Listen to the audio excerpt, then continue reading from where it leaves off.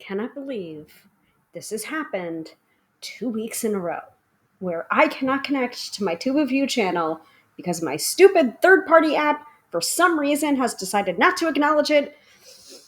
So that's the reason why we are starting the show half an hour late for the second week in a row. I'm annoyed. I'm furious, but I will get over it so that we can have a nice show. And then I will upload the replay to the two of you afterwards. But kind of defeats the purpose of paying for this third party app in order to simulcast and then not be able to simulcast. Anyway, I will not rant. I will not rave. I will just deal with it like the consummate professional that I am. Okay. I will be back in about 20 seconds and then I will do introductions. So, see you in a second.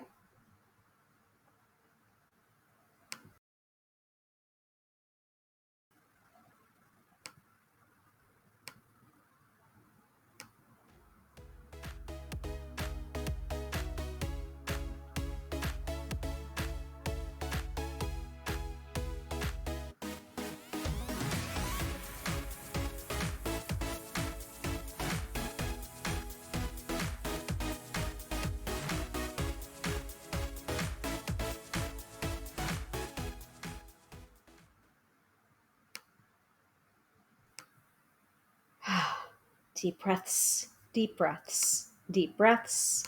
Before I do introductions, I'm going to check the tech stuff, knowing that I'm not broadcasting to the two of you, but knowing that hopefully I am broadcasting to the Book of Face.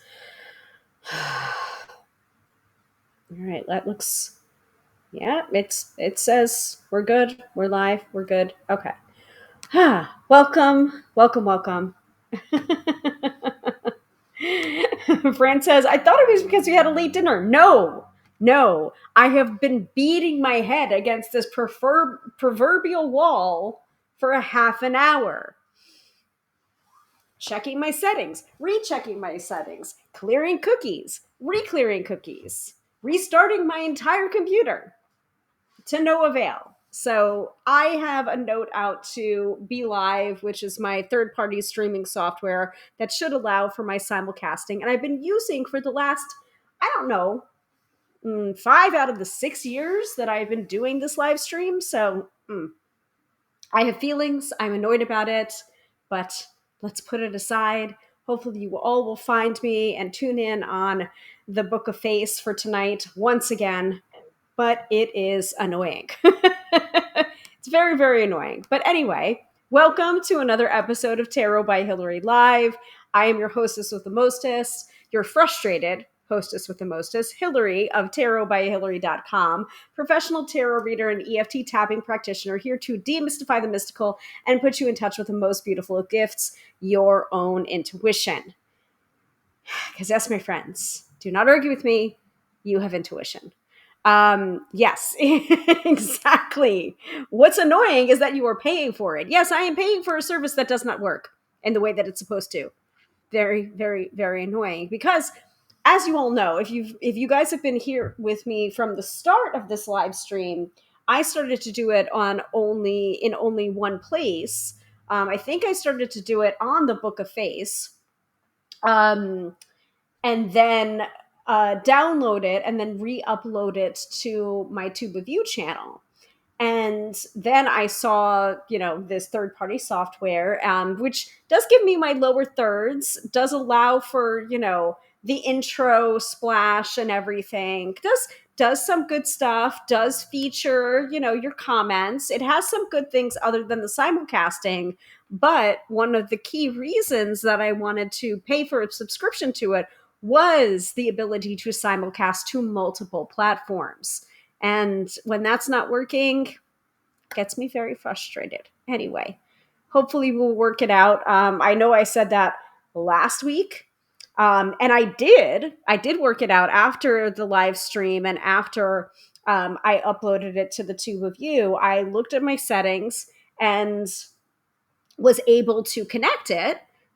And so I was just like, okay, cool. Now I know exactly what to do next week in order to reconnect this and be able to simulcast. And so I did those things. I remembered what I did last Friday, and I did those things tonight, and it didn't work.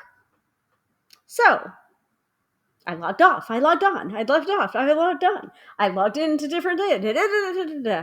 Long story short, I tried my best, and we are. I'll just have to re-upload it, and I already put in a help ticket. So, and I don't want to freaking hear it. So it's just like, oh, everything seems to be working on our end, but it's not working on my end, and that is the point and the problem.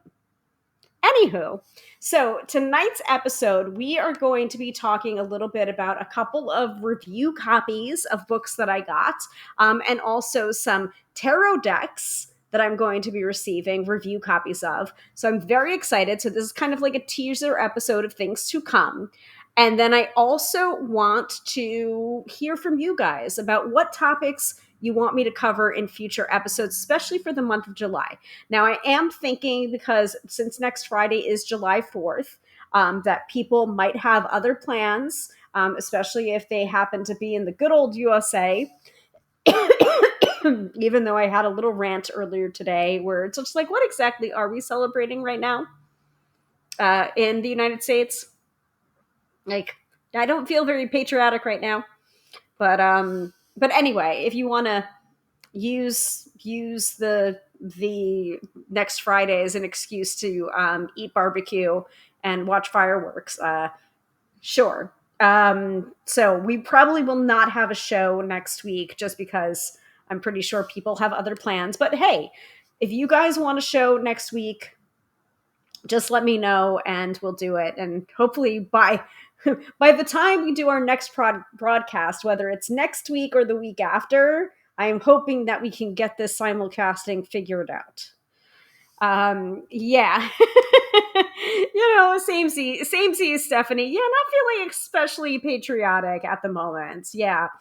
So we were talking about a little bit in therapy today. I was talking a little bit in therapy, and I'm just like, yeah, what's the narcissistic protocol? It's surface conversations, limited boundaries, something else, you know, all the fun buzzwords to help protect you from a narcissistic person. It's just like, yeah, I feel like I'm kind of in a narcissistic relationship with my country right now.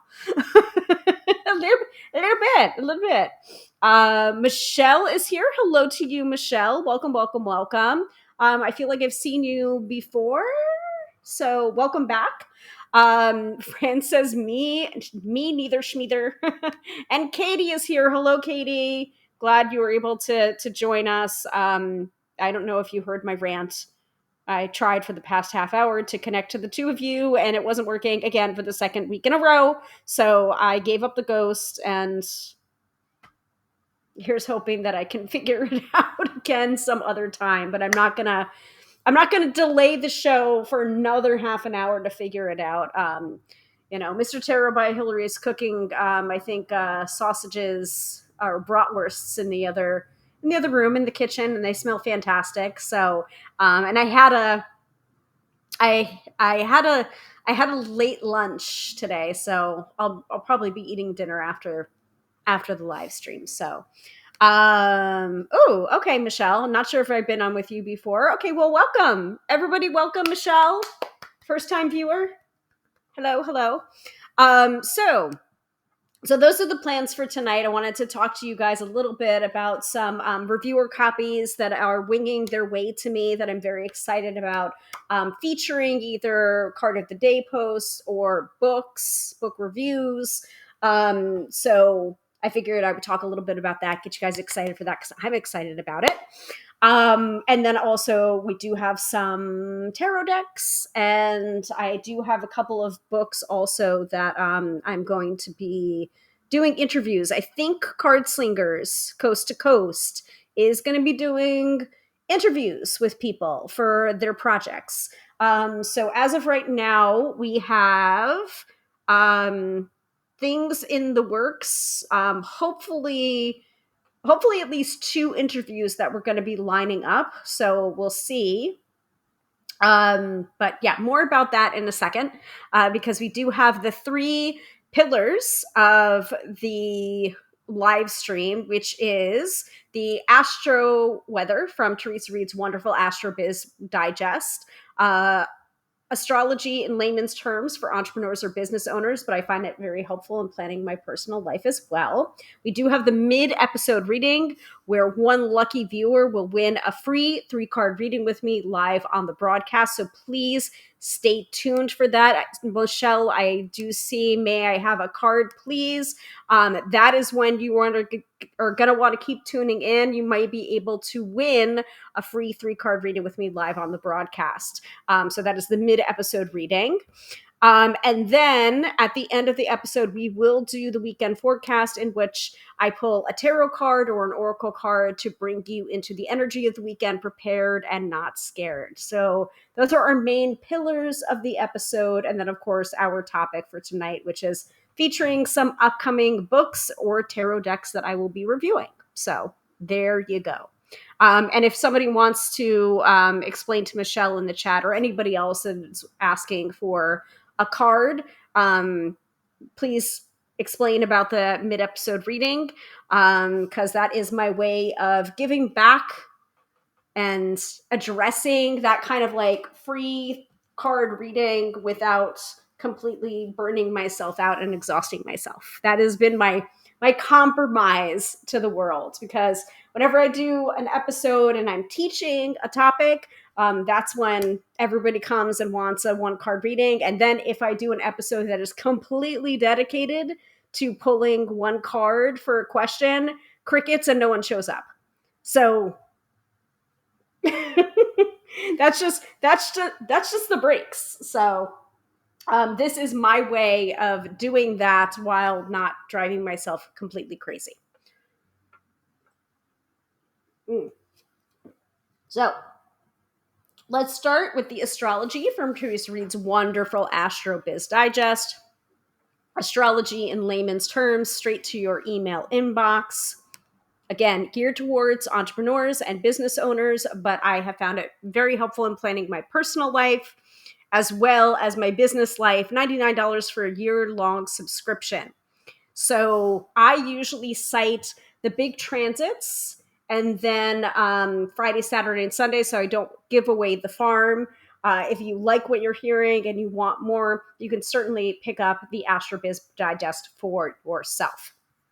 All right, let me move things around here a little bit. Let me pull that up in another tabby tab. So, and if you're wondering where to get that, the link is right here, theterrylady.com/astrobizdigest, and it is also in the chat as well. All right.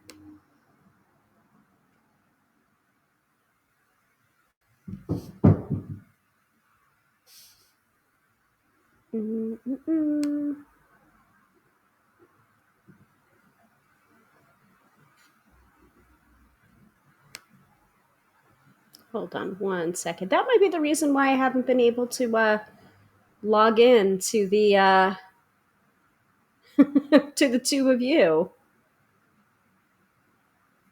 If I didn't, I did authorize that. Ugh. Breathe, Hilary, breathe. Okay. Let's look at the astrology for this week, the 23rd to the 29th of 2025. All right, spicy week. Oh, great. Should I be scared? Boy, howdy, this is a spicy week. Check out all this astro action. So the 24th is the luckiest day of the year. So this was Tuesday, due to the Sun-Jupiter conjunction.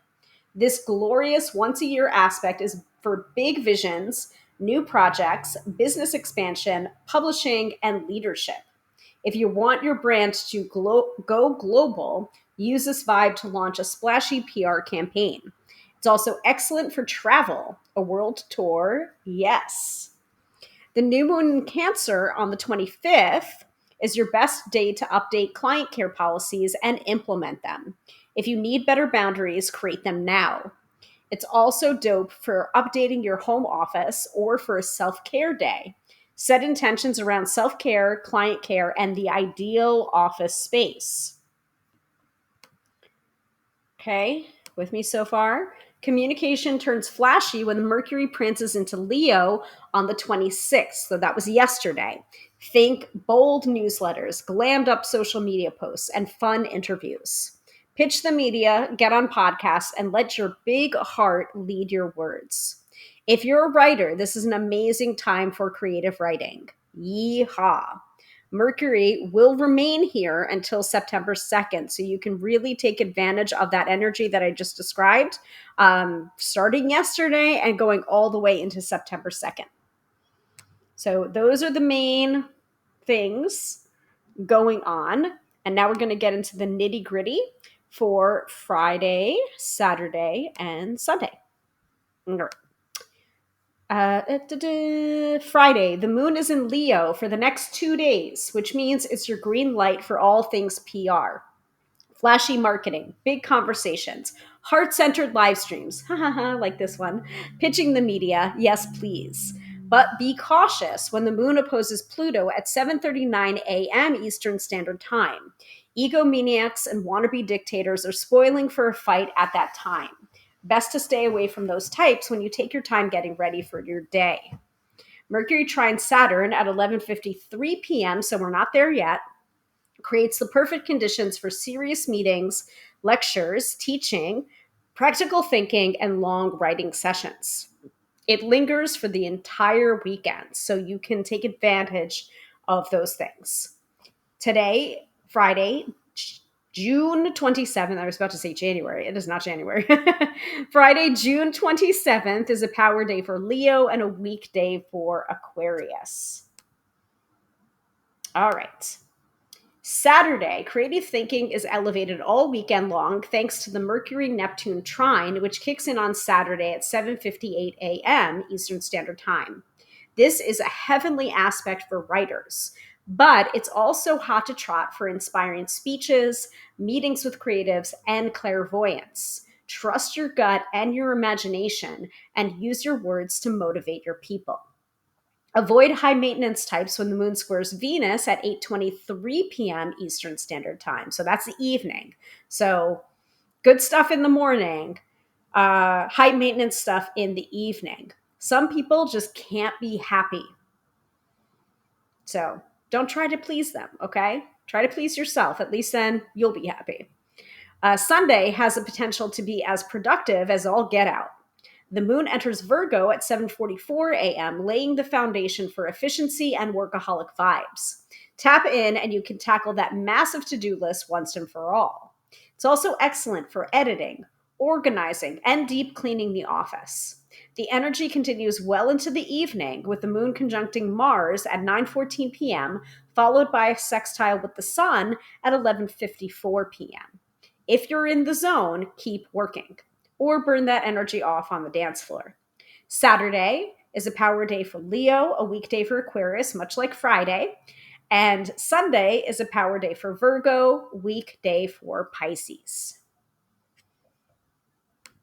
All right.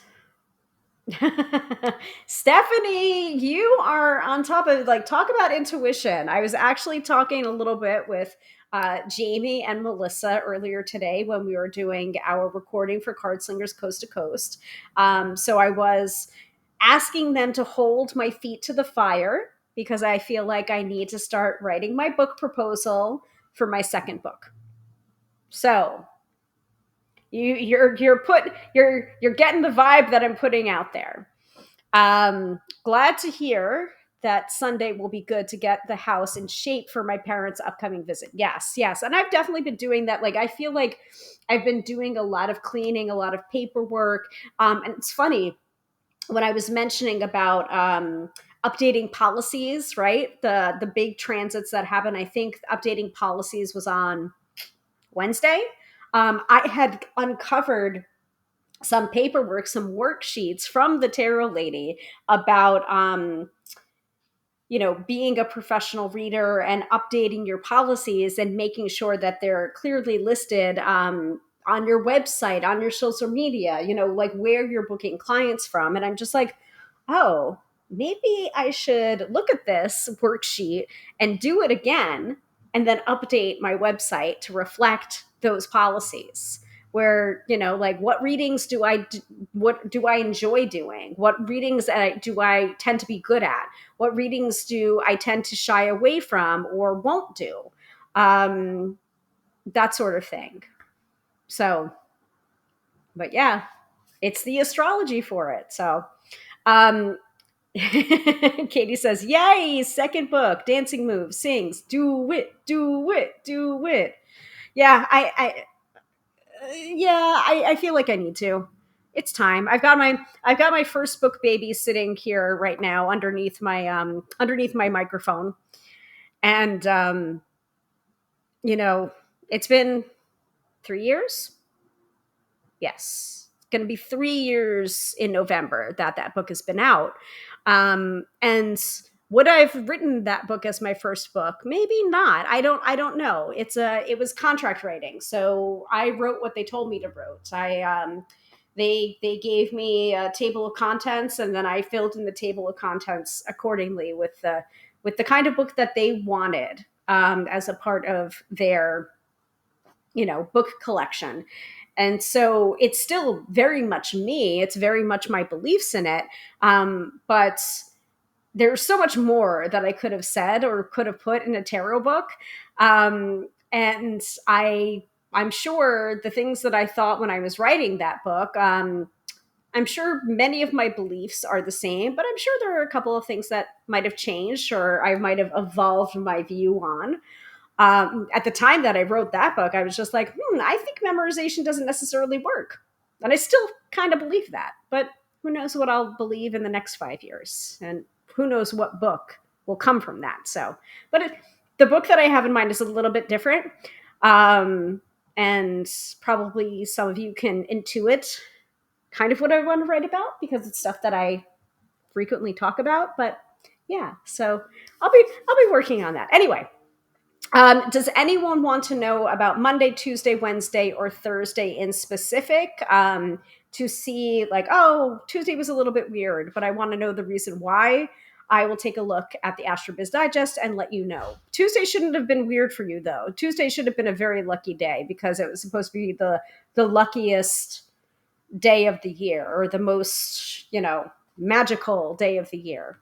So, no, I don't have a name for it yet, Fran.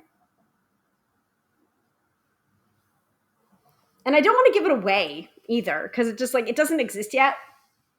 So I am putting it out there. I am using public pressure to hold my feet to the fire, especially everyone that's like come up to me. Even my father-in-law was just like, "So what's going on with your writing? Are you writing another book?" And I'm like, like pressure from people that I did not think were actually paying attention necessarily to writing or not writing, or I don't know. I didn't know I had a fan in my father-in-law, but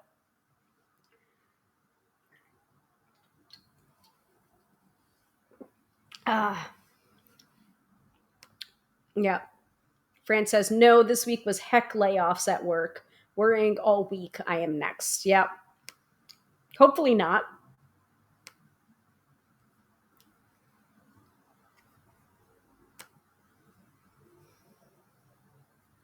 All right. Well, I have it up in case anyone changes their mind. So let's talk a little bit about. I will ask you this question, and then you guys can think about it and put it into the chat about what episodes you would like to see, what topics you would like to see me cover, um, more immediately for July, but also in the future. Because we usually have 4, if not 5 episodes a month, falling on Fridays at 6:30 p.m. Eastern Standard Time. In tonight's case and last week's case, it was 7 p.m. because of technological issues. But I feel like I want to bring back the consistency. of this live stream because I have had a couple of weeks off for very good reasons. One of them was going to the pink picnic, or what I'm like to call the pink picnic, 2 weeks ago, with Gala. Um, but I want to be able to have a topic to teach each live stream and have a little bit more of a schedule, because I was looking back on past years and I saw that I would post the schedule for the upcoming topics for that month ahead, and I feel like it really kept me accountable to you guys, and it would allow you the choice of when to tune in. Even if you weren't tuning in maybe regularly, or you weren't a regular viewer, but you'd know, like, oh, Hilary's talking about um, crystal ball scrying on the next episode or the second Friday's episode. I really want to know about that topic, so I'm going to tune in that week. Or charm casting, or candles, or perfume and scent magic, which is more recent edition of topics that I've taught. Or what is the difference between the fives and the sevens of the tarot? Or how would you teach the court cards? Which, again, past episode. So I want to be able to provide a little bit more consistency for you guys so that you can know when to tune in to those specific episodes. And I want to know what topics you want to learn about as well. So, Katie says, stokes up fire, bringing in pile of wood, ready to feed fire. Oh, for my feet? For my feet? Thank you very much. Stephanie is saying to Fran, "Ugh, I feel for you. Hours are coming in 2 weeks. As HR, I have to deliver the message, and it's awful on that side too." Yeah, and Stephanie, I feel like you had a past reading from the live stream about delivering those kind of messages and how to do it. Of course, I don't remember a word of what I said in that reading because sacred amnesia.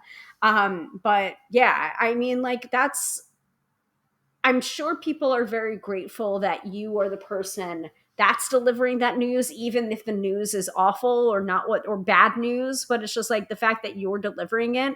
I'm sure you have a lot more kindness and compassion than maybe somebody else. So think of it that way. Um, Stephanie says, I'll throw on a log too. Okay, holding my feet to the fire. Thank you guys. Thank you. That's enough. Fran says they announced 500 were coming, which is small in the grand scheme of things. Yeah.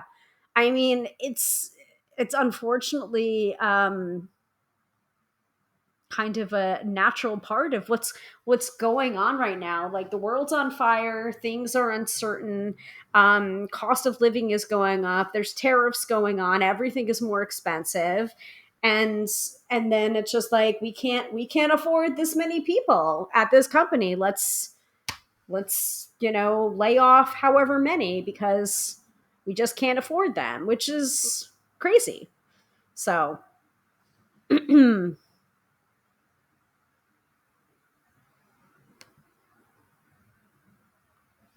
Stephanie said, yeah, we did one in November. Uh-huh. Okay. Thank you. It dinged a little bit. I'm just like, didn't I do a reading for her on that? Katie says, idea, put a tap into the program as part of the regular program, maybe after the weekend reading. Oh, okay. So like tapping?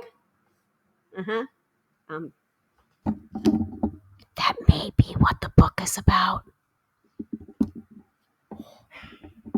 It may be the two things that I'm known for merging together. That might be what the book is about, but you didn't hear that. Shh, don't tell anyone.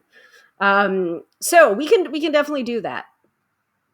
Like maybe using the weekend reading, like the oracle card, as a basis for a couple of maybe at least a round of phrases to tap, and then you can always do that replay and then riff off of that as well. It's a thought. Mm-hmm. Shh. It's a secret, guys. It's a secret. even though I'm saying it to the internet. Um, Okay, so thank you guys for so keep that and churn in the backs of your minds. What topics you want to see? What topics you want me to teach? And again, if I don't know it, if I'm not familiar with it, I will bring in expertise of people that do know it. I also want to feature some people that I graduated with from the Gala Darling Method tapping certification because we all have these different modalities. I think I did talk about this very briefly last week where I want to be able to start doing those kinds of interviews again. Like we did one with Lizzie Aurora, who is a therapist. We did one with Mick Percy, who is a human design expert. I know someone that's a hypnotherapist as well. I know someone that's a breath worker.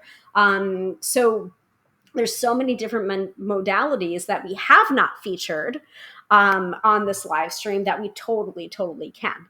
So yeah, Katie says yes, tapping, exactly the basis for tapping and get your talent showing. Oh, thank you. Thank you very much. Um, yeah, it's just like, it's kind of crazy that now that, I mean, this, as of October, it's going to be my 20th year in business in doing tarot as a profession. And I see most things through the lens of tarot.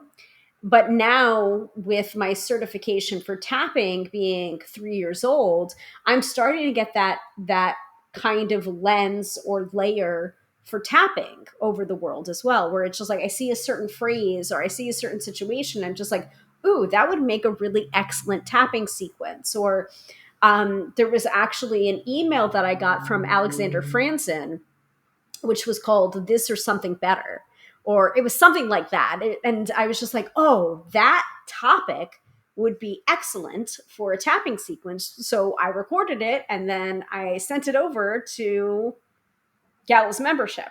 So it's just like there's constant, I don't know. It's like a feedback loop of input on, oh, I see that from a tarot perspective. Oh, I see that from a tapping perspective. And then kind of integrating it into a different format than showing it, oh, here's how you can integrate this into tapping. Yeah.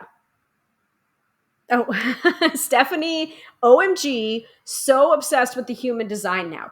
Yeah, it's kind of crazy. And so Meg, when I interviewed her, was just like, I kind of don't want to get into the history of where it came from because it's like half astrology and this and that.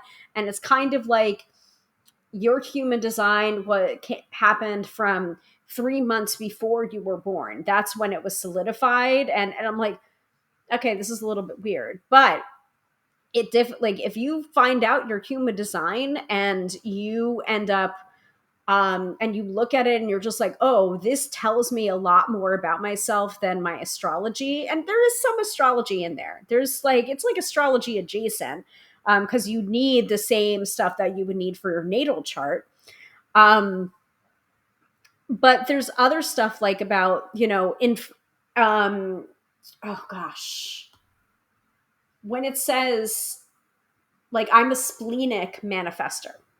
So the spleen is my authority. So there are people that can have an emotional authority. There are people that can have a splenic authority. I'm not sure of the other authorities, but I know I'm a splenic authority manifester, which means intuition and acting on intuition the moment you receive it.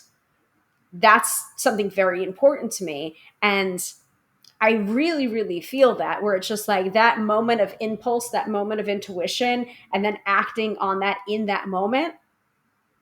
I definitely feel that when I look at my High Priestess tarot card reversed on my arm, where it's just like not just not listening to my intuition and getting burned in the butt for it, but also not listening to my intuition in the moment that I received it and turning like left instead of right, and then getting burned in the butt for it. Hopefully that makes sense. So, Stephanie is a sacral generator here. And if you guys want to know more about what we're talking about human design. There is an episode for that. It is on my Tube of You and my Book of Face. My YouTube is youtube.com/at tarot by Hilary, like every other social media platform I have. And then you can just use the search bar to be able to find that episode. But I'm going to try and find the exact link to that episode so I can direct you guys. Hold on one second. Do-do-do, do-do-do. Well, there's my channel. Okay, human design. So you can just search human design and it'll come right up. But I am going to pull up that and drop that into the chat for you guys. So that is the episode on human design with Meg Percy.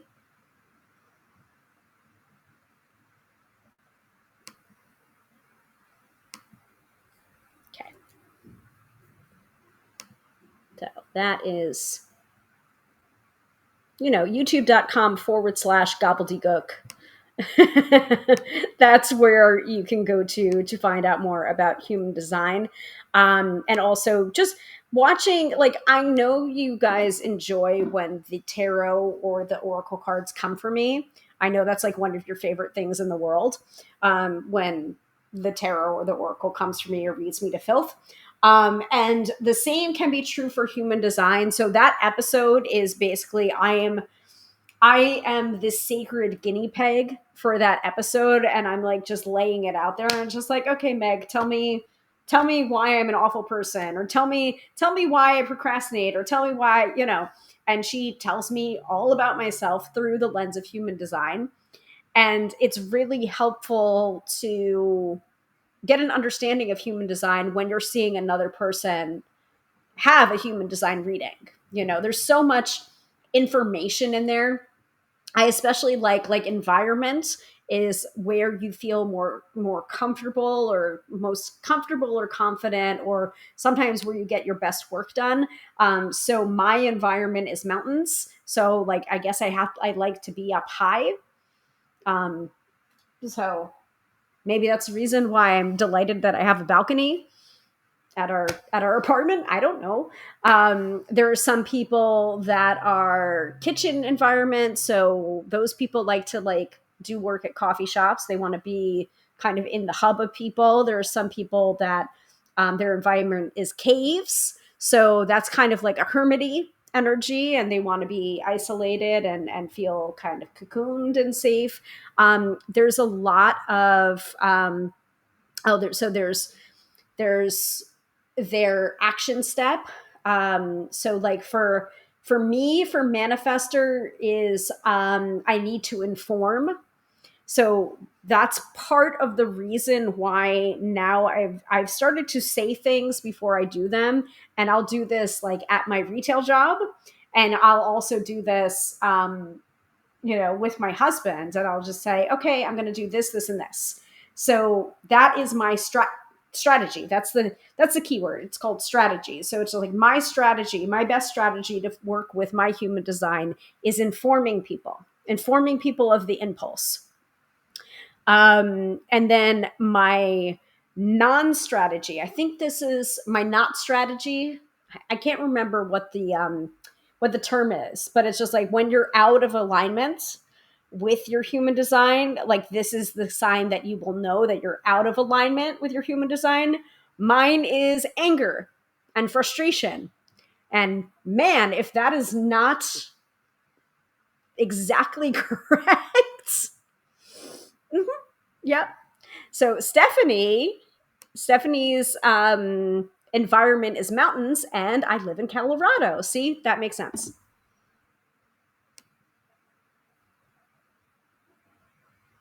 Good to know. Fellow mountains environment. So again, I got a little bit off track there, but that's an example of a topic, as I found that interesting, and I was like, oh wow, human design is so much more than I thought. It's interesting. It's this, it's you know um I think and Meg was also like a referred reader for myhumandesign.com. So, and I think that's a very reputable source of people that are trained in human design as well. Um, oh gosh, let me focus on the book first. Let's do a mountain tarot retreat. Wheels in motion, wheels in motion.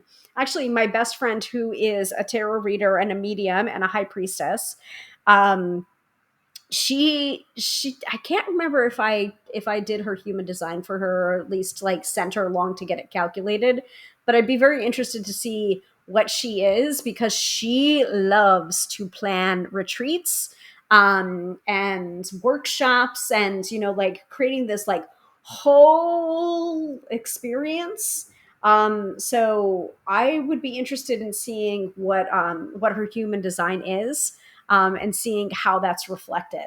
So, okay. So, but my point is, human design is something that fascinated me. And so I was just like, I'm going to do an episode on this, and I'm going to see if Meg wants to come on and do an interview and teach us basically about human design. The same thing happened with Cards of Your Destiny, by what is it, Robert Lee Camp, I think, the one that's the playing cards, but it's based on birth dates. And I showed you guys, I think there was like a couple of books, so it's like Cards of Your Destiny. So I taught it, but I also sent you guys to a website that explains it a little bit more. And I think that was at the time that I was writing my first book, and there was 4 cards, and one was a daily card, one was I think it was a weekly card, there was a monthly, and then there was a year, something like that. And it was like along the 3-month window, where it was like literally called the writer card, and I'm like, that's freaking ridiculous. So um so Frayne is asking, which mountains, Smoky? And Stephanie says, I'm down for any, although the Rockies are my backyard. Katie says, I have planned a day to our local mountains, tempted a friend to accompany me. Love mountain energy. Have no idea if it is in my human design thing, but it feels it. Yeah, so you can calculate that. And again, I think I provided the link to be able to calculate your human design at the workshop with human design with Meg Percy. But I think it's just myhumandesign.com. I'm gonna look my design, and I think you're able to calculate it. Yes, myhumandesign.com with Jenna Zoe or Zoe, and then you can calculate your chart for free. But then in understanding your chart, I think they point you to videos, and then you have to pay for the videos, if I'm remembering correctly. So you can either pay for that or not pay for that. I would recommend just looking at your information, and then watching the human design episode with Meg Percy. That way you know me, and I know Meg, and so I can vouch for Meg as a reputable expert. And then between all of that, you can probably get a good sense of what your human design is and what it means. Because it takes nothing to calculate your human design and see it, but it's just like, but what does that mean, and how do I use it, and how do I benefit from it? So anyway, those are just excellent examples of past topics that I have taught or covered or had an expert come in. So please keep percolating on that, and let me know what topics you want to see in upcoming episodes, specifically episodes for the month of July. Please and thank you. Okay, let us go. So a couple of housekeeping notes. There is a new episode of Card Slingers Coast to Coast out today. I believe it is episode 128. I think we had improperly labeled the last episode that came up as 128, and I'm just like, hey Jamie, I think we accidentally skipped an episode somehow, some way. So Jamie has since corrected that. So the newest episode that just came out today is episode 128, Waiting to Scream in Your Face with the Four of Swords. Now, when you listen to the episode, you will understand why it is named that. I think it was Melissa's choice of her favorite Four of Swords card had a cicada on it. But listen to the episode and it will make sense. So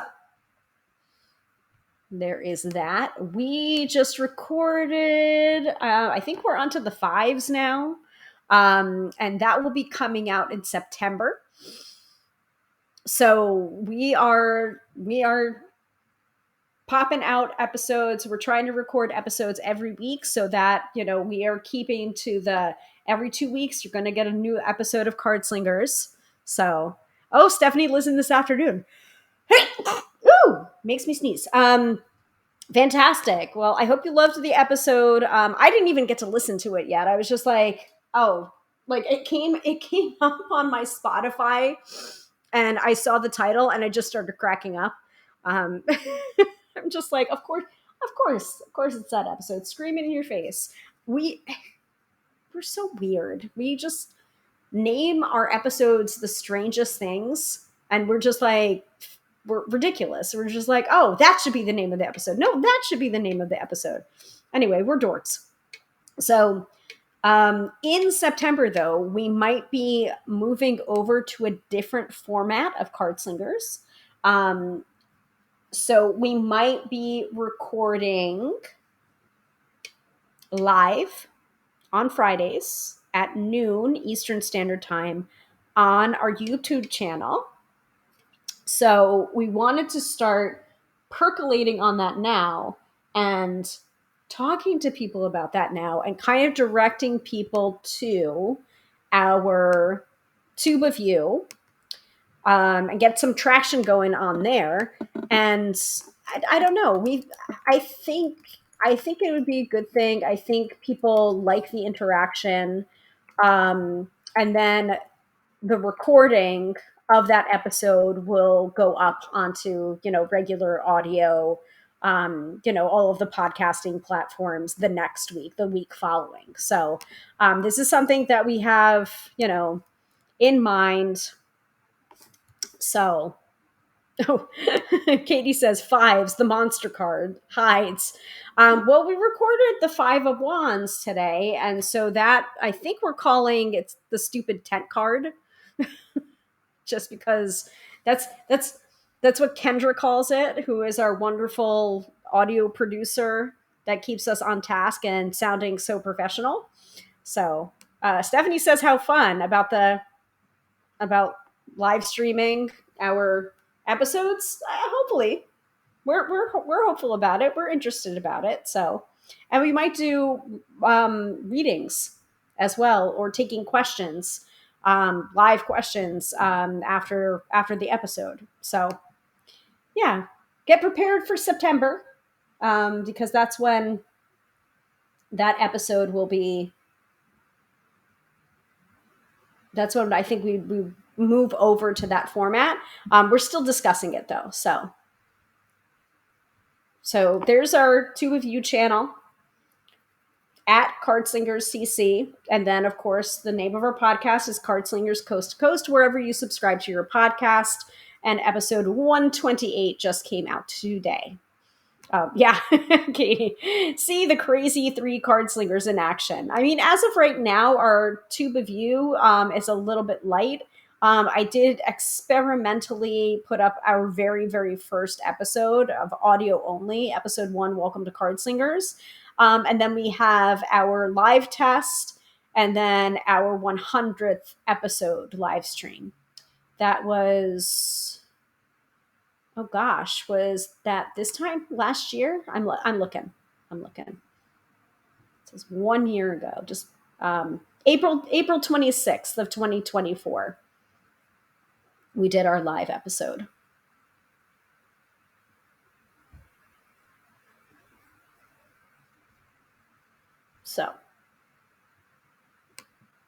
So not a lot up there right now, but I'm pretty sure that will change.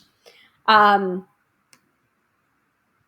yes, we've been thinking about that too. We've been playing around with that. You should charge extra for live access. Hashtag Patreon. Yeah, I will bring that to the fellow card slingers. Let them know what let them know. Let's see what they think about that. Yeah. Katie says all the face pulling we hear about in the podcast, especially when I mention oracle cards, Melissa just makes the worst stank face. But you can also see that on her Insta reads over on Instagram, which we might move over to the tube of you. I don't know. We'll see. But today was we do readings right after recording the podcast episode on Fridays. So it's usually around 1 p.m. Eastern. This time I think it was around 1:30. And we have a new name for it, Feral Fridays, and it was a very, very feral session. So we do have replays available over on Instagram, so you can check that out. But it's a little bit ridiculous, and there were some people that were asking to be read to filth, and okay, okay. Oh, that's very sweet of you, Stephanie. I would subscribe, seriously. Thank you. Yeah, I'll send this along to Melissa and Jamie, and see what their thoughts are about that. Because it's just like we're doing this for fun, but also people are listening, and maybe we'll do merchandise, maybe we'll do sponsorships,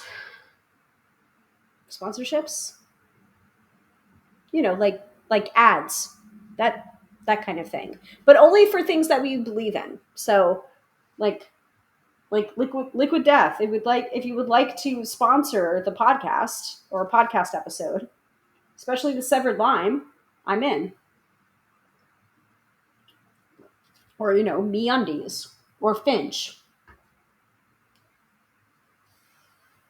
I'm open to it. Okay. Yeah, exactly. These decks don't pay for themselves unless, of course, good segue, excellent transition. Thank you very much. Unless, of course, you do have publishers that are reaching out to you asking if you would like to be sent a review copy. So speaking of that, thank you, Stephanie. These things don't pay for themselves, though. So speaking of that, we have a couple of things coming up. So specifically for card slingers, I can only show one thing because I'm waiting for the other thing to come in. So yes, Katie says, I've seen the trend of longer lives are paid access and edited versions are free. Yeah. Yeah, I've seen that model too from other podcasts where it's just like, paid subscribers get an additional episode that nobody else gets, exclusive to them. There's also, exclusive access, Q&As, merch. I've seen it. I've seen it done. Specifically, House of Herbie. I've seen some stuff. So I'm just still surprised people actually listen to us. So one of the things, so we did get contacted. So I'm going to put this in buckets. So these are the things that card slingers are more than likely going to be reviewing together or having interviews with the author. All right. Ready? Okay. So this was very divisive when Melissa put it up. So she was kind of mean about back because, and well, she should be, so someone was just like, oh, can we not? And she responded back with, Reddit, have you?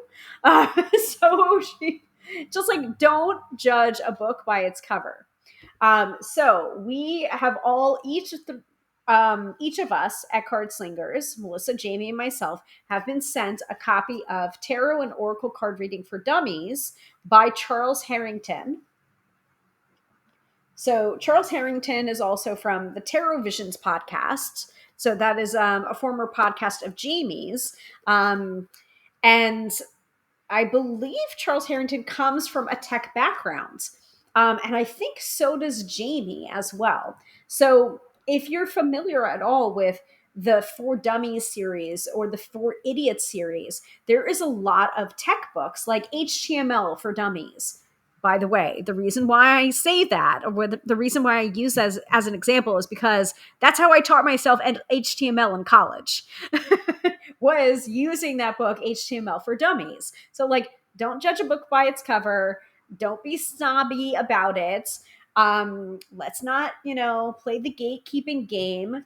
Don't judge a book by its cover. So we've got tarot and oracle card reading for dummies, mastering the art of interpreting cards, strengthen your intuition, and discover the answers you seek. And it's actually quite, she thick. So 290 pages and a very, very thorough index, which, I appreciate. So, about this book, foolish assumptions, icons used in the book, beyond the book, where we go from here, getting started, tarot and oracle reading, introducing tarot and oracle cards, defining key terms, recognizing unique gifts, sparking your imagination, telling stories, tapping into just enough tarot history, dispensing with myths, exploring tarot's roots, like selecting a tarot spread and making connections, doing readings step by step. So definitely instructional manual stuff. So we will be interviewing Charles at some point on Cardslingers Coast to Coast, and reading this book, talking a little bit, guidance reading, and so far I've been really liking it. I don't think it's necessarily a book that you want to read from cover to cover, much like Benabel Wen's Holistic Tarot, which is a freaking brick. It's about the size of my head in thickness. It's not meant, I don't think, to be read cover to cover. It is meant to get in, look up the thing that you are trying to do, and get out and do it. So very much instructional manual. So we should be reviewing and interviewing soon. So that's Card Slingers. Yeah, Stephanie says it's not my vibe, but I think there is definitely an audience who would appreciate it. Exactly. See, that's a nice way of saying it. It's just like, it's not for me, instead of just like, oh, why? Yeah, Katie says, like a good index. Like, it's a very, like, speaking as a former copy editor, well, former, a trained copy editor. I can't get rid of it, but I have done some indexing work, and doing a thorough index is not easy. And I have done indexes by hand for smaller books, albeit, but still, indexing by hand and manually, it's a skill. It's definitely a skill.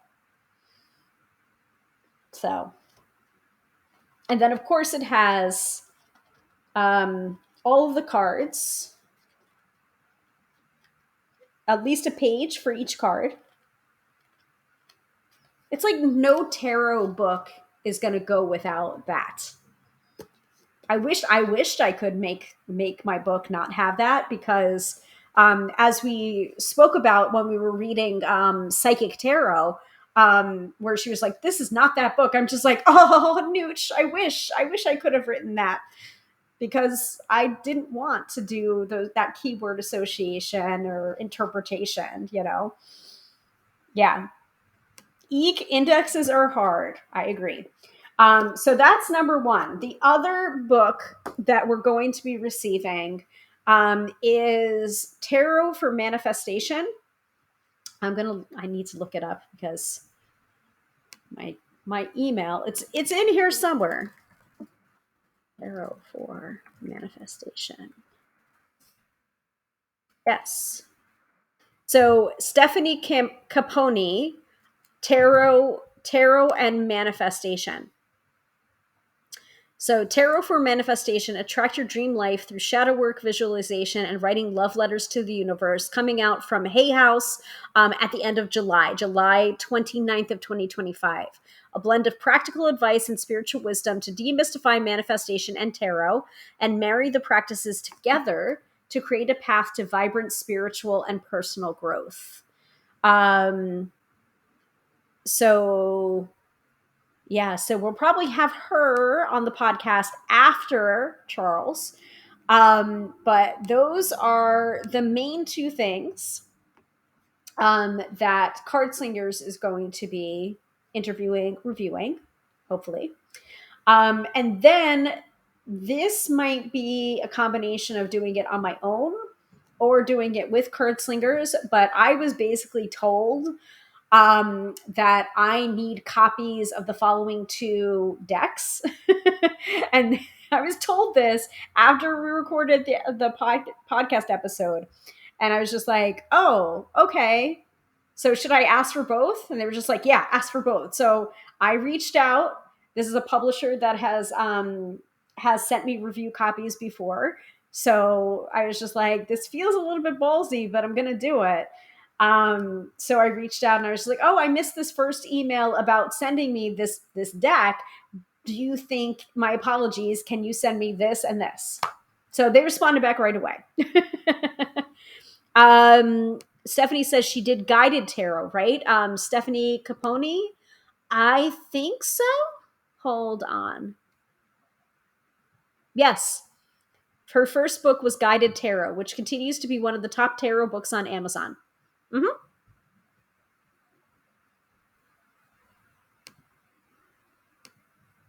So you're correct. So this would be her second book, if I'm remembering correctly. All right. So separately or possibly together, I'm not sure, because I think all three of us did receive or is going to receive this. So I got my copy, my reviewer copy, or real copy, I guess, of tarot spreads, how to read them, create them, and revise them from Meg Jones Wall, founder of 3 a.m. Tarot. So excited for this. So thank you to Red Real Weiser for sending this to me. And so, like, ooh, I'm so excited. Ooh, I didn't even look at advanced praise for tarot spreads, but of course Teresa's in here. Practical advice, thoughtful prompts, and a library of spreads for every occasion make this book useful for all tarot readers. Keep this one close by. It might quickly become the most used book in your tarot library. Ooh. New book smell.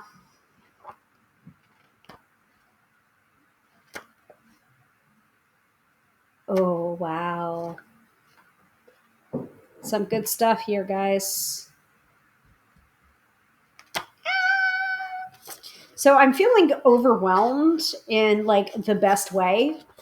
And it's something that I feel like I said this on the live stream a couple of years ago about like how can I become the kind of tarot reader that publishers send books and decks to for review. And guys, it happened. So thank you. Because I'm going to credit you guys too. Because sometimes, you put it out there and good stuff happens. So that's tarot spreads. The two, so we did that and that. Okay. So the two decks that I've requested review copies of are, because I just asked, and it's also from Red Will Weiser. The Visionary Woman Tarot by Christine Gorman. I believe Melissa did an interview with her yesterday over on Instagram, so you can check out the replay about the Visionary Woman Tarot. Visionary Woman Tarot is a 78 card deck featuring the magical art of Christine Gorman and accompanied by a guidebook that captures the very essence of the Rider-Waite-Smith deck. Gorman's artwork has been displayed in galleries throughout the US and can also be found in private collections worldwide. Christine is well known for her painting of her mentor, tarot icon Rachel Pollack, portraying her as the World card. This portrait of Rachel graced the cover of the Cartomancer magazine, making Rachel a cover girl at the age of 75. The World card featuring Rachel is among Christine's series of vision-inspired oil paintings that make up Visionary Woman Tarot. So that is very exciting. It really wasn't on my radar, even though like I did get an email, but it was back in May, and I totally missed it. I don't know why. I totally missed it. So I went back and I'm just like, oh my God, I did get contacted about getting a copy of this. Oh, can I just reach back? Like, is that not classy? Can I just say, oops, I missed it, but can I also get this one too? But it was fine.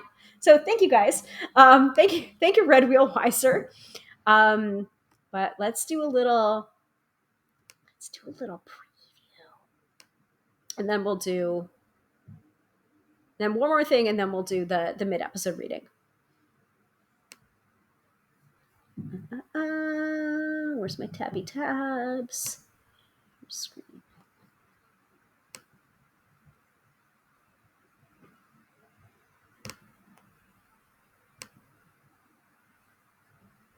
Okay. Ready, guys? Oh, no. Hold on. Oh, please. There we go. You don't want to see my face. You want to see this. All right.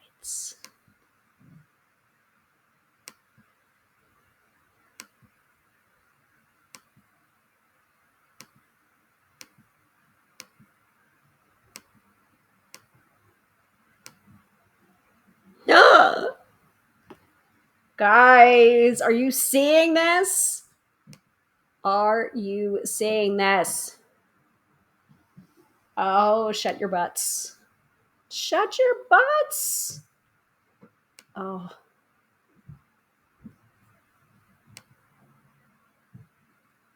Tried to make it a little bit bigger.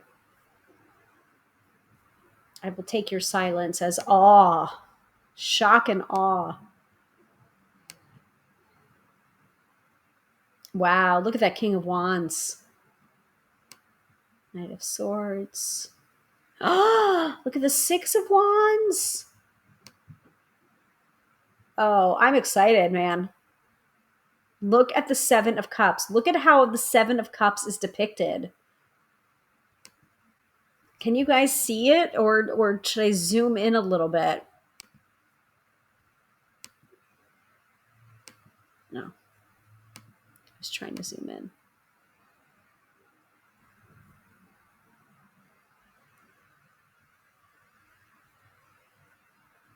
Can you guys see that? It's keys. It's instead of cups, it's keys trying to fit into a lock. No. So this is an e-preview of the guidebook because I don't have the deck and guidebook yet. I literally just asked for it today. So I think I'm getting the deck and the guidebook. So we will definitely be doing unboxings, and I will be working with it as deck of the month whenever I receive it. Because Magpie. So this is just a little tasty. Oh, look at the Four of Swords. Seven of Pentacles. Wow. Okay. I get it. There you go. There's some bigger. There's some of the cards. Wow. Okay. Okay. Katie's like, nice. Uh-huh. Uh-huh. So that's was sent to me, or will be sent to me. I just asked for it 6 hours ago. Very recent. So I blamed Jamie and Melissa and said they both say enthusiastically that I need the following decks to review or unbox. So the other deck that I asked for is the Protection Spells deck by Judica Isles. Um, oh my God. Protection Spells. Yes, there it is. Because I saw, I think it was a TikTok that Weister posted, and I'm just like, how did I not know about that one? Yeah. Katie says colorful. Yes, definitely do as a deck of the month. Oh, I will. I will. I sure will. The Queen of Wands. Yes. Queen of Wands. Beautiful. Beautiful. All right. Let me see. So I don't know if there's any preview for protection spells because I didn't get contacted about it, but I did ask for it. I'm just like, oh, okay. So protection spells, 36 cards for magical self-defense, by Judica Isles. And from the beloved author of Encyclopedia of 5,000 Spells comes a powerful deck of 36 cards for magical protection. For successful spellcasting, as you cast your spells, visualize their success. Imagine yourself strong, happy, and safe. Your goals realized. The world may be filled with dangers, but it's also filled with ancient and powerful forces that serve as antidotes and protective devices. These magical forces include crystals, herbs, amulets, sacred beings, and even colors and numbers. Magic spells enabled us to harness these forces for our own benefit. Let these cards guide you towards safety, security, and embracing your own personal power. Wow. Is it bad that I'm like looking at Red Wheel Weiser at the site and being like, oh, what else? What else can I review? Like what? What? What? I did get the.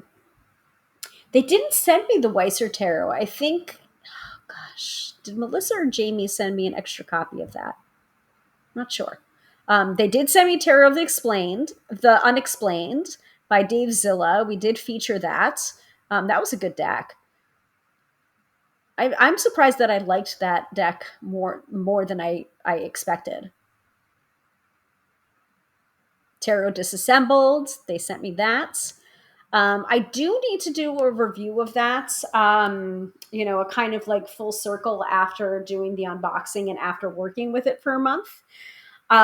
Because I do think there should be a bundle together of the guidebook and the tarot deck. I don't think it's I think you shouldn't have to buy them both separately. I think you should be able to buy them separately, have the option of buying them separately, and then bundle them together and buy the bundle. That's just my personal preference after working with that deck for a month. So, but you do you. Okay. I think that's it. So let's do the mid-episode reading, even though it's not a mid-episode because we still have the weekend forecast to go. So if one of our newer viewers is still around, if you're still with us, now is the time. I believe it was Michelle. We are going to do the mid-episode reading in which one lucky viewer will win a free 3-card reading with me live on the broadcast. So to be considered for the mid-episode reading, please comment the word tarot in the chat. You will be dumped into the lottery jar, and we will select the winner in 3 minutes. Let me start the timer. Tarot, Tarot. Thank you. Katie says, that reminds me, can you explain that Terramundi that you broke open? Yes, I can. So the Terramundi, for people that are not sure what Katie's talking about, I put on my Insta and other places, of course, um, pictures of a pot that I broke. So hold on, let me look, because I want to show the pictures of this. There we go. So here is the pot that I broke. Okay.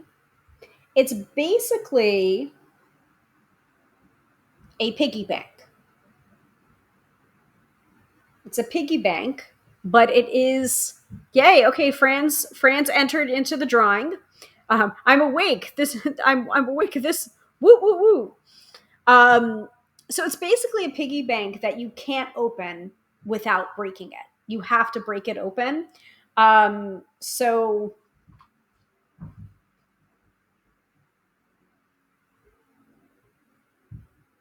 if you're putting coins in it, if you're putting bills in it, there's only the slot, and the rest of it is a fully sealed jar.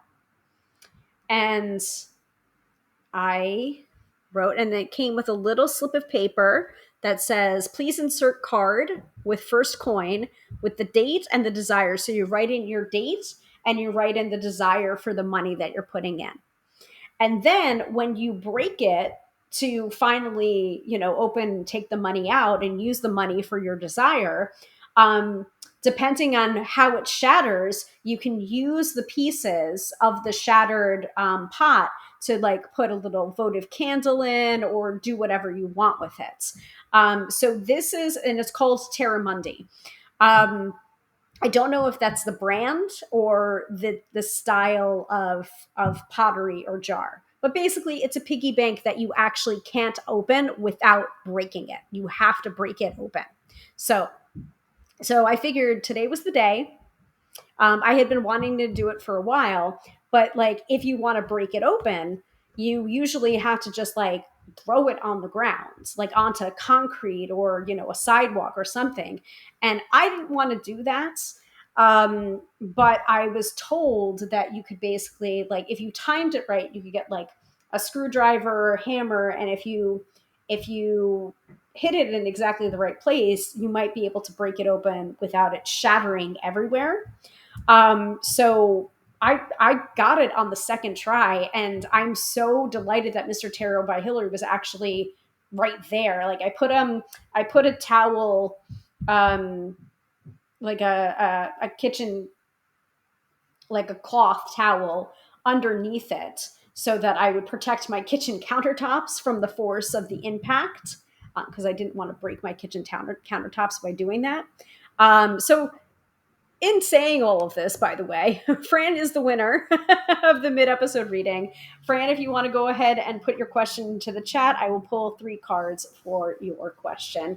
And if you also want to request a particular deck to be read from, you can go ahead and request that in the chat too.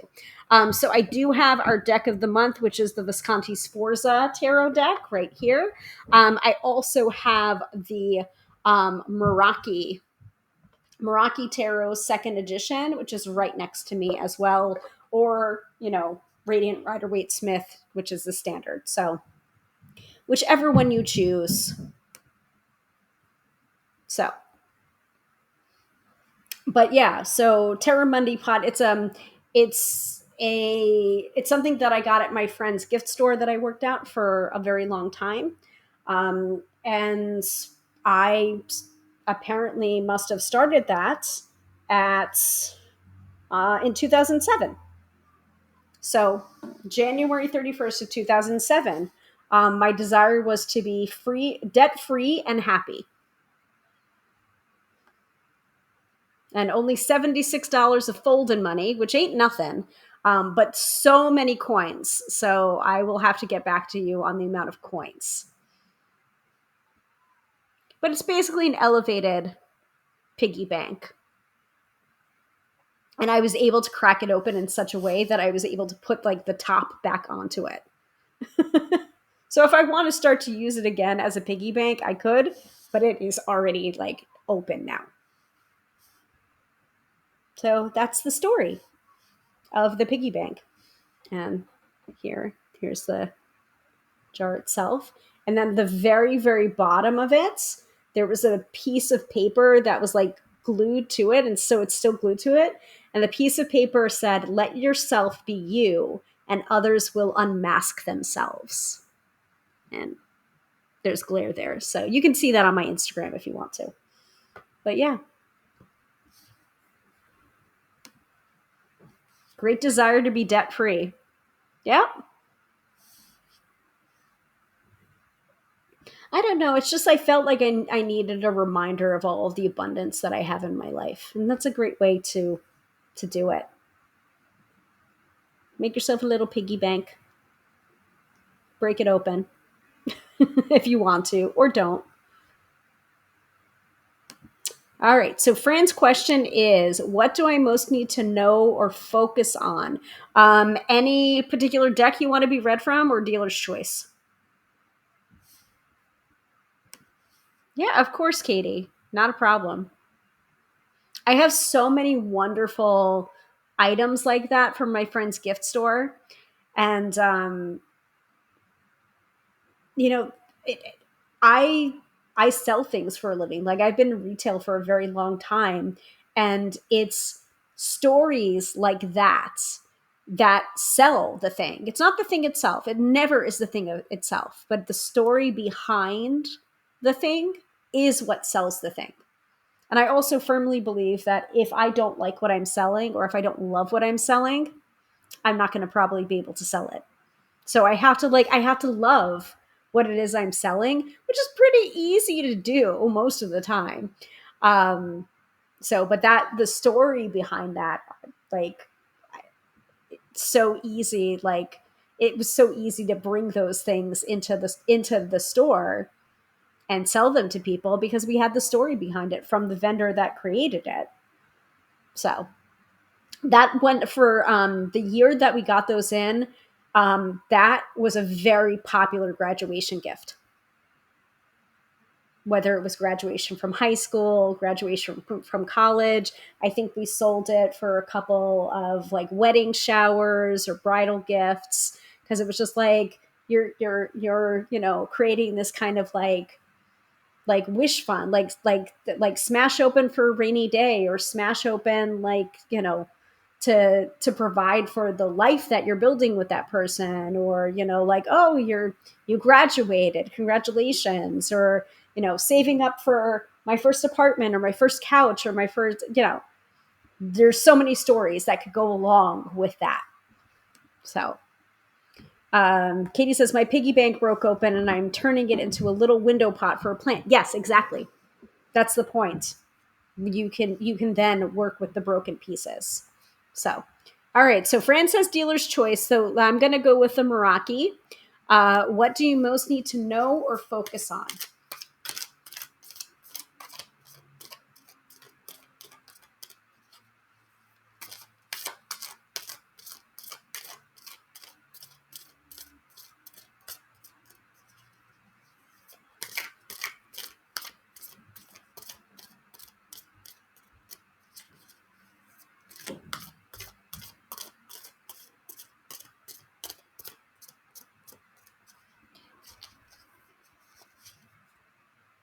Ooh, Magician reversed. Queen of Cups upright. And Queen of Pentacles reversed.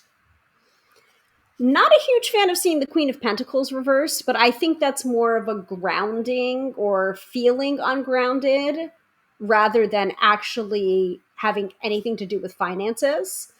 So usually when I see the court cards of the Pentacles reversed, it feels more about feeling ungrounded, feeling unstable, rather than anything actually going on with your finances. That's my personal interpretation. So, Magician card you have is the snake with a snake winding in and around itself, and then all of these gems surrounding him. But it is, again, reversed. So you've got two reversed and one upright. So I'm going to go to the guide cards for these as well.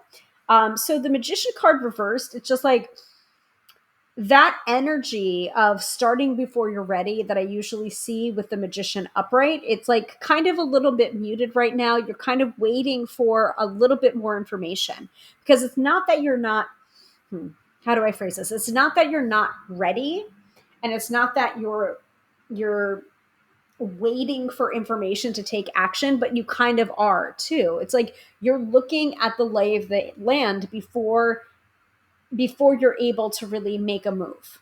You know what I mean? So Magician, um, reversed keywords are cunning, manipulative, and distracted. So I can understand why you're asking the question, what do I most need to know and focus on? Because you are distracted right now.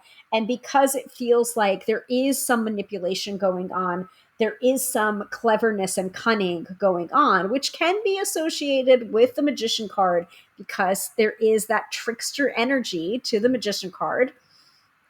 And especially with it being depicted as the snake, sometimes snakes mean wisdom, but sometimes snakes have that association with the Lenormand, where it's just like, it's in my nature to bite, it's in my nature to sting, it's in my nature to be venomous. So you want to be resourceful using the upright meanings of the Magician. Be resourceful, but it's like it's not quite time to act right now. You are, yes, focus, but you're kind of weighing your options and watching other people in the situation.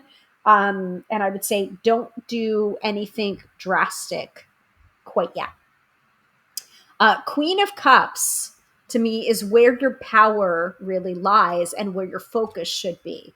Your focus should be on nurturing, on growing, on bringing your empathy and your compassion, and also applying it to yourself as well. So Queen of Cups also is an intuitive card as well. It's not just about love and emotions and feelings. It's also about intuition. And I actually really love this depiction of the card, because it's like, it's a fish, yes. So you do have the water, but the fish is in the air. The cup is on high, and then you also have the grassy bank as well. So it's almost like it's kind of showing almost all of the elements, except of course for the fire elements. So it's just like there is this earthiness, this groundedness to the water, to the turbulence, and it does feel as if with the fish rising out of the water, it is that kind of like using your compassion to rise above. So Queen of Cups, affectionate, intuitive, faithful, and healer. Faithful as well, that keyword. I don't often see that associated with the Queen of Cups, but I think it fits your situation. And I think, again, what you need to know, what you need to focus on, emphasizing your faithfulness, emphasizing your loyalty, I think can go a long way in this situation. Now, finally, the Queen of Pentacles reversed. So this is the rabbit in a field of flowers, but it is reversed. So keep in mind, there is that uncertain, ungrounded feeling that I have associated with that. And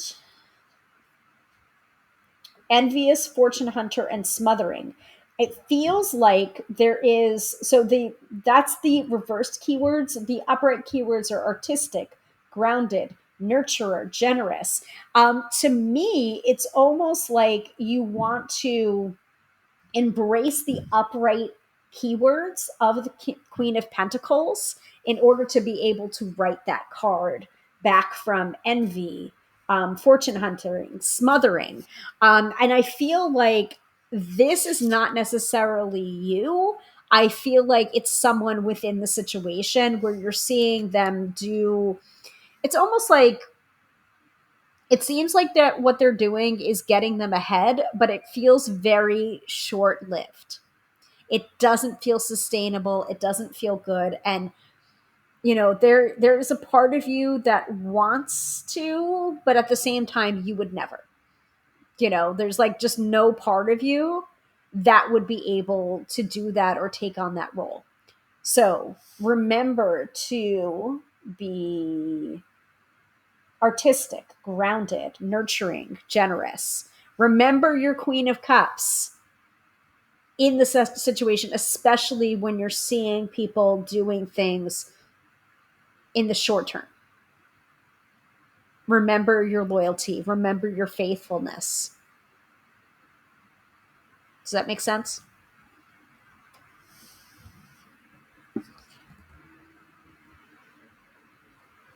I'm pulling one more card for clarification.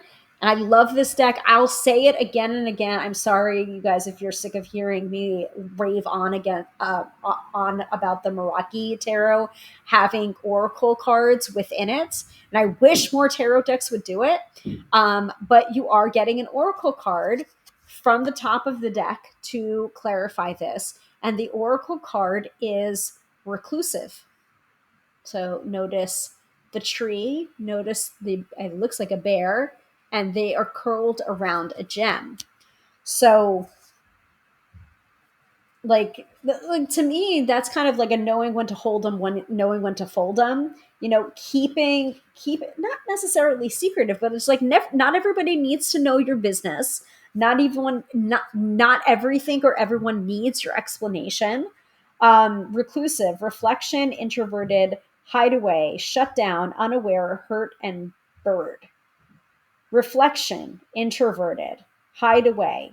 It's not necessarily about shutting down, it's about protection. Not everyone needs an explanation. You don't have to explain a goddamn thing. Because sometimes when we feel threatened, we tend to over explain. And we've said this before in the past boundaries episode. Remember all of those workshops on boundaries that I did? All like 3 of them, because we needed them at that time. Not everything requires an explanation or over explaining. And sometimes when our boundaries are threatened, we feel like, oh, well, if I just explain this in the right way with the right words, then they'll understand and it will unlock something. These keywords will unlock the secrets to them honoring my boundaries. It never works out that way. And sometimes over explaining things weakens or dilutes the boundary. So don't. Reclusive. I first read this because of the font on this as secluded, but that is another keyword associated with this card. So if the shoe fits. Yes. Oh, that's such a great phrase. And I've used that phrase actually pretty recently, Fran. I am perfectly content being the villain in your story.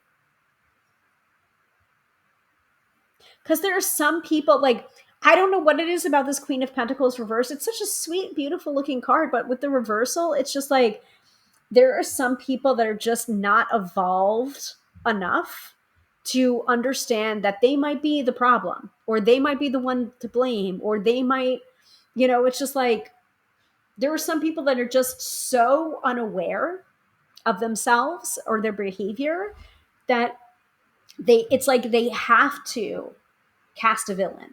They have to cast themselves as the good guys because it's the only way they can get through the world. Because there's no point in their thinking or their rationale that they would be wrong. So let them be wrong, far away from you. I'm fine being the villain in your story. You can be wrong, far away from me, as much as possible. So I hope this reading helped you, Fran.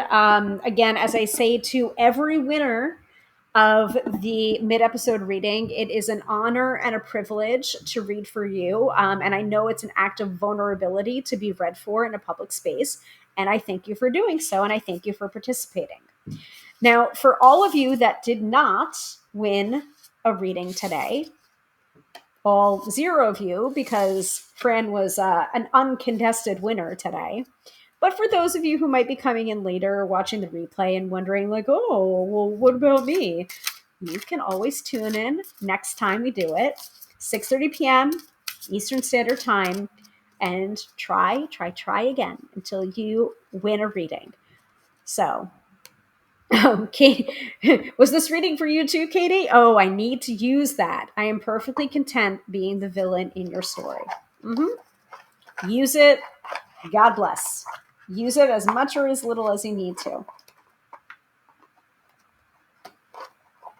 Put it on a Post-it note and slap it to your forehead. Whatever works. All right.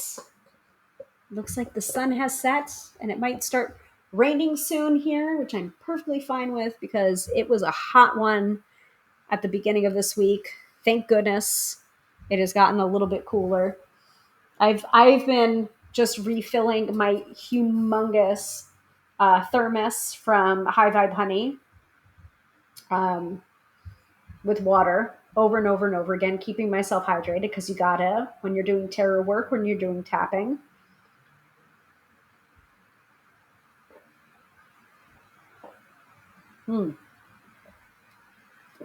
Okay.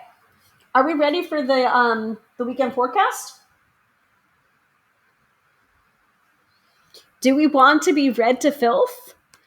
Much like people were asking me in the Insta Read session earlier today, which we have renamed Feral Friday.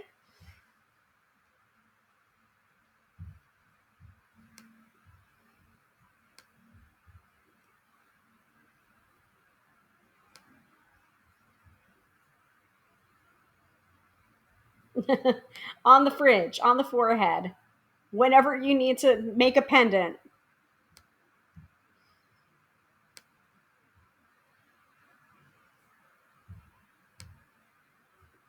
All right. Just a reminder, we do this every Friday night, 6:30 p.m. Eastern Standard Time, or 7, as the case may be. I'm still a little bit salty about not being able to integrate my simulcasting tonight again. So this episode will be published on the Tube of You, the replay at the very least after this episode. Pain in my butt, but please,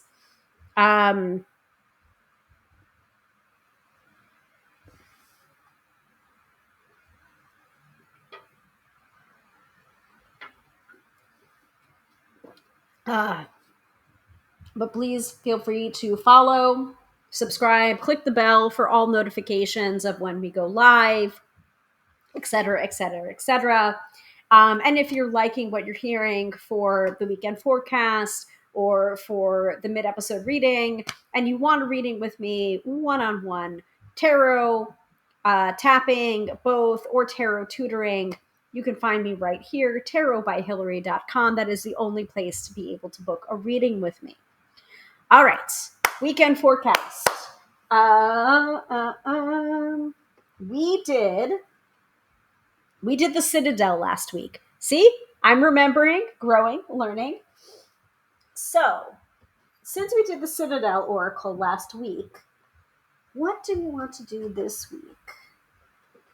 Do we want to do affirmation card? Do we want to do the Work Your Light, the Star Seed? You know what? You know what? I'm going to let you guys choose. Who wants to do Work Your Light? Or who wants to do Starseed? Pink or blue? Pink or blue? Pink or blue? It is up to you. The first deck that gets 2 votes is the one we'll go with. So if I see two pinks, it's the work your light. If I see two blues, it's a starseed.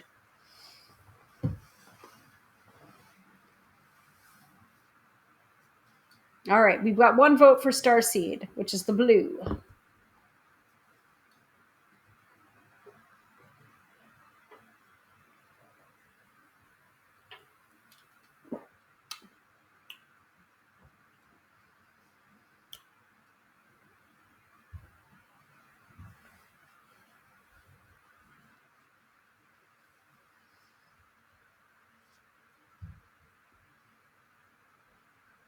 All right, pink is work your light. So we need a tiebreaker.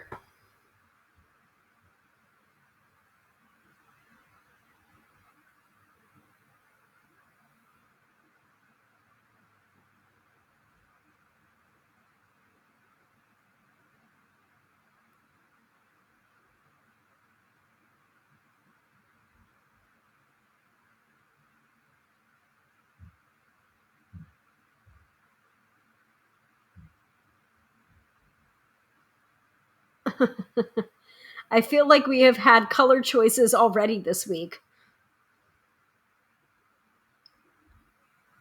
All right, Katie. Katie is the tiebreaker. Yes, you're the deciding vote, Katie. So starseed or work your light. Tis you. I knew it. I knew you were going to go with starseed.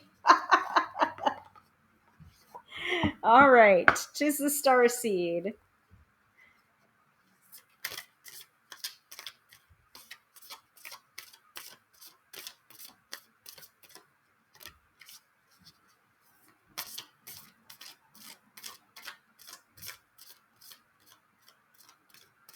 So what do we need to know for this weekend? Besides all the astrology, Katie says, we need some help from the universe.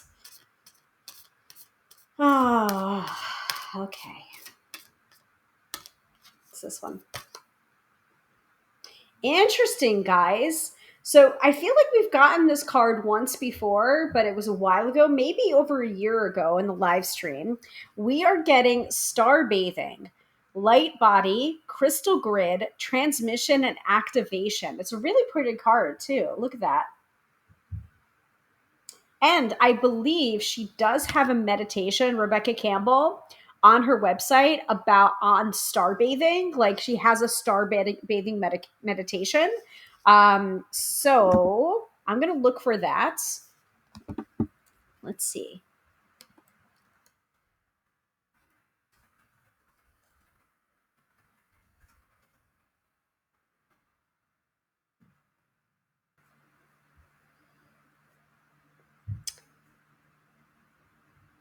And there's an activation that goes along with it. She used to have a star bathing one.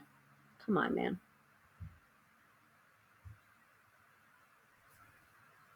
All right.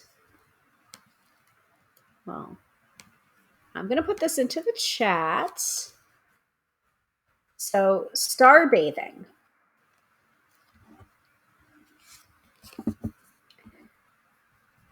Let's see where I'm at. Okay, good. All right.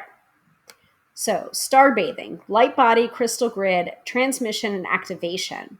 The stars are constantly showering emanations onto the crystalline grid of the Earth. When things are in balance, the planet also sends information back up to the stars.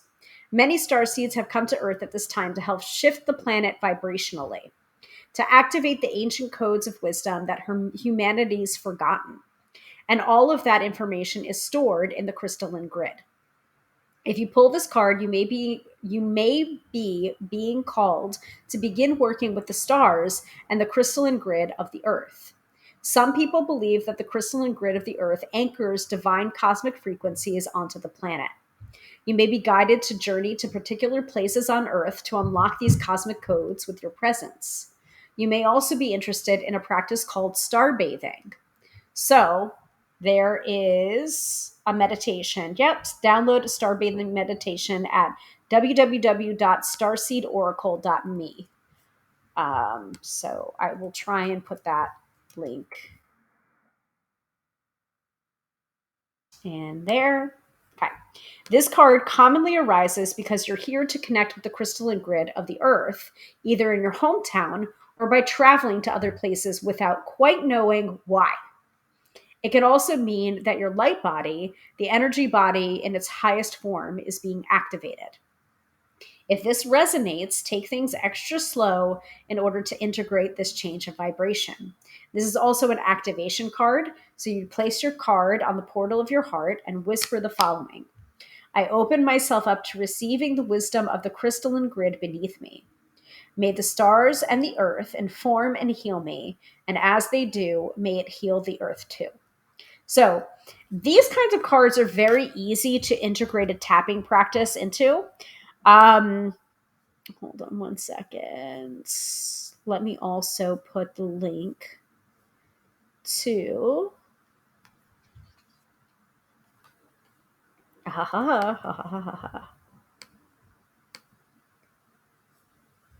Yeah, so you would have to put in your email to get the MP3 or the video of the star bathing meditation, the earth pulsing meditation, or the star seed attunement. So I will just include that link as well.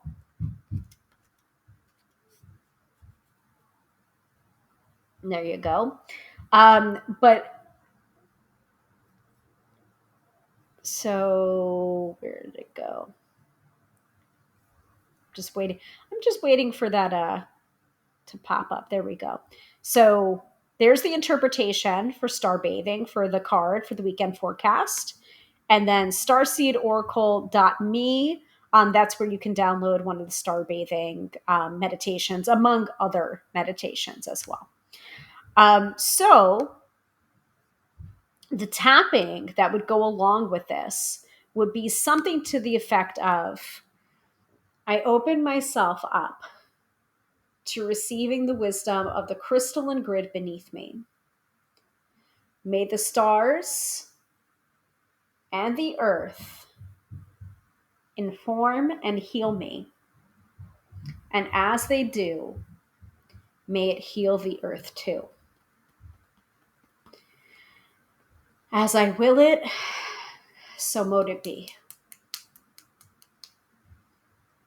I open myself to receiving the wisdom of the crystalline grid beneath me.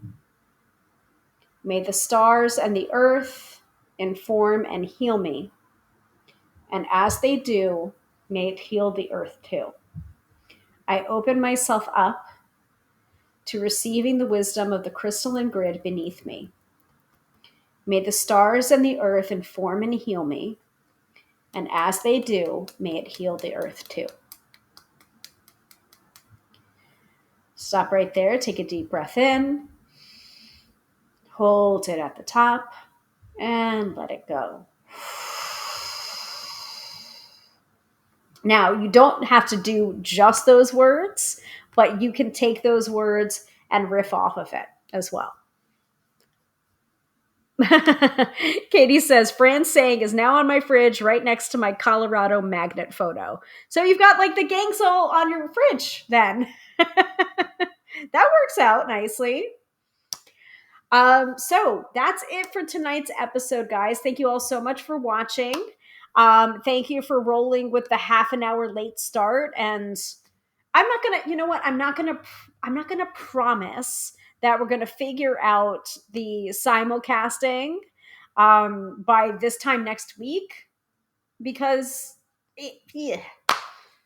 Because it's out of my control. It's out of my control. I am releasing control. I will do a star bathing meditation and release control because I literally can't control when that happens. And I'm not going to get frustrated about it. Notice I'm calmer. I'm calmer. I'm learning to go with the flow. All right. So thank you all so much for watching tonight. I hope you guys are looking forward to some of the things we talked about on tonight's episode, the decks that are going to be coming in that I'm going to feature that you guys are going to see in action with card of the day pulls, the books we're going to be reviewing, tarot spreads, tarot and oracle cards for for Dummies, Tarot for Manifestation, Visionary Woman Tarot, and Protection Spells deck. Like there's a lot of good stuff. And also, not only I would love to hear your ideas for topics, right? Um, but I would also love to hear if there's a particular deck that you want featured, that you want me to unbox. Let me know as well. I might be able to get a reviewer copy from the publisher, or I might buy it myself too and try it out. So Katie says, really like those words for the tapping. Thank you for doing that. You're very welcome. And I mean, it came right from the guidebook. So that's a way you can integrate tapping. You don't necessarily have to come up with the words by yourself. You can even tap along to songs too, lyrics. All sorts of ways you can use tapping and integrate tapping into your life. You're very, very welcome, Katie. So have a great weekend, everybody. Thank you to Katie. Thank you to Fran. Thank you to Stephanie. Thank you to one of our newer viewers. Was that Michelle? Michelle before? Thank you for stopping in, Michelle. Hopefully Dina is watching the replay at some point. I'm sorry that it's not on YouTube. It'll be on YouTube soon. Have a good weekend, everybody. Once again, I am Hilary, professional tarot reader and EFT tapping practitioner, here to demystify the mystical and put you in touch with the most beautiful of gifts, your own intuition. Because yes, my friends, do not argue with me. You have intuition. Have a wonderful weekend and a wonderful week ahead of you. I'll probably decide sometime next week if we're going to do an episode on July 4th or not. You guys can let me know about that, whether or not you're going to be around or whether or not we want to skip it. But if we don't, have a good July 4th, whatever we're celebrating. Celebrate your own liberation and your own freedom. How about that? And enjoy yourself. And give back to yourself. Find sovereignty within yourself. I pledge allegiance to the state of me. Have a great night, everyone. Bye.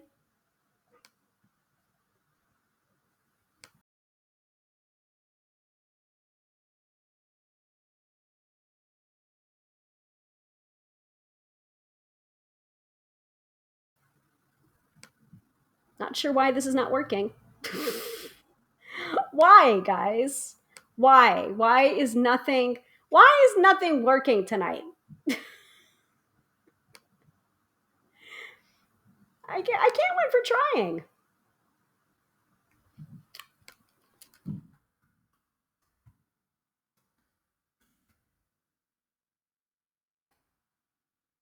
Let's see. I think it's this one. Sheesh. There it is. All right. Take two. Stephanie says take a holiday. Maybe. All right. If I don't see you guys next week, see you the week after that. Bye.